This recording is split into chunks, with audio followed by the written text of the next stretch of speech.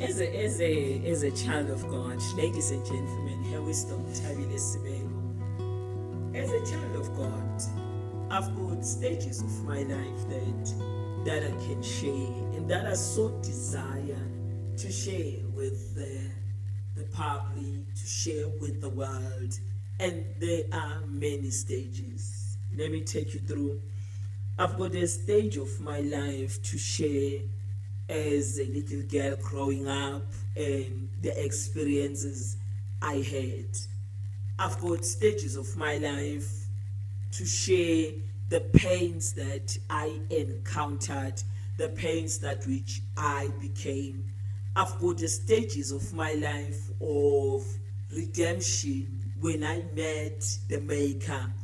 And I've got stages of my life, the walk when I began to walk with the Maker.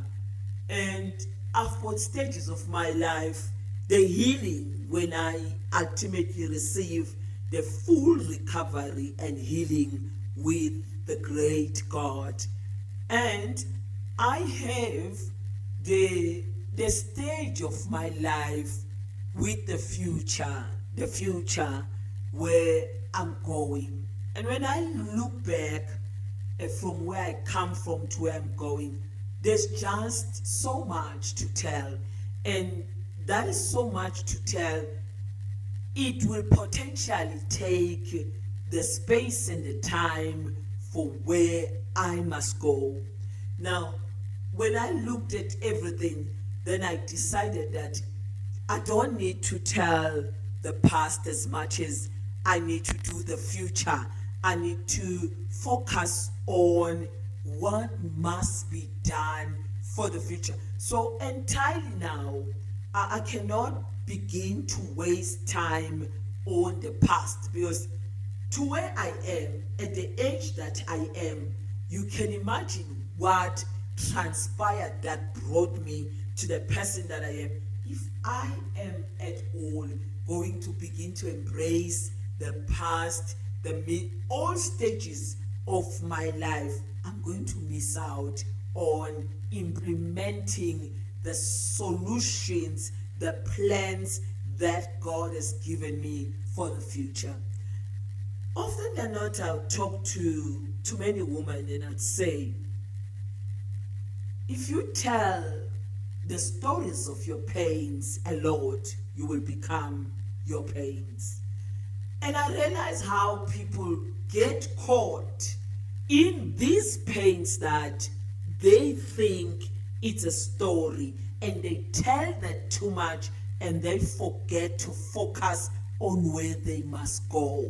So I learn from others and I convince myself that I'm not going to dwell on the pains. I'm not going to dwell on the redemption. I'm going to focus on the goal, that which I must achieve. I've had interviews with a lot of people, and I've engaged also with a lot of my pastor friends. I've engaged with women who has found healing. I've engaged with women of intelligence. I've spoken to many people, but mostly I capitalized with the people that are in the church, the very same church space that which I'm called to advocate the ways of life through. One of the things that has become very scary for me, a revelation that I found, whoever that I spoke about, and I asked, and I spoke to, and I inquired from them what the Lord has said. These are answers that I get from majority. If I were to give a number, out of 100, 99.9 answers are like this. They say, it's all about I. God is faithful. He has taken me from here to there, and God will give me that. And it's all about I. Now, that gives me goosebumps. That gives me fear, because many people that I talk to, all I hear about is them and about them, all about them and about them. So it scares me in this sense that who are the people who are looking after the people? Out of 100, 99.9%, it's all about them, me.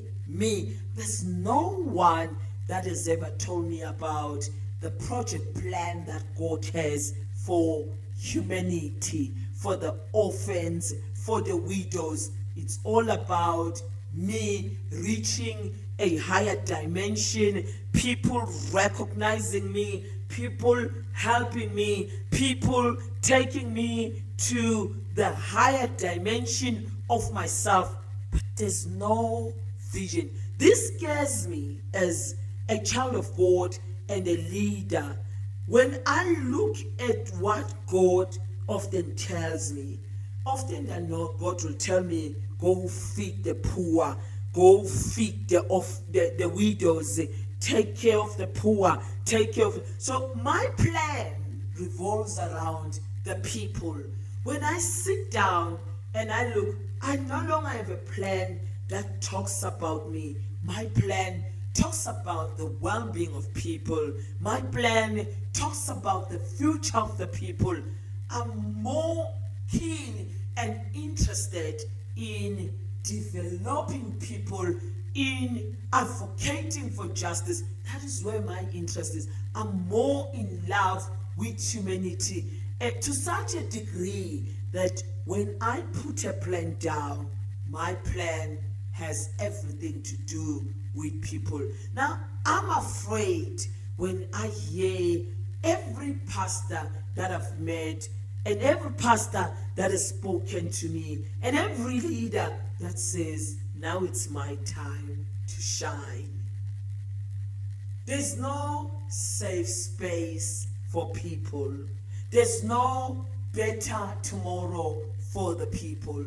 It's me and me. This scares me as a woman. This scares me as a child of God, to hear how isolated, disregarded, and ignored our people are under our leadership. It affects me so much, such that my primary goal is to advocate for the people. My primary goal is to feed the poor. My primary goal is to take care of the widow. That is my primary goal in my assignment, according to what God has told me to do.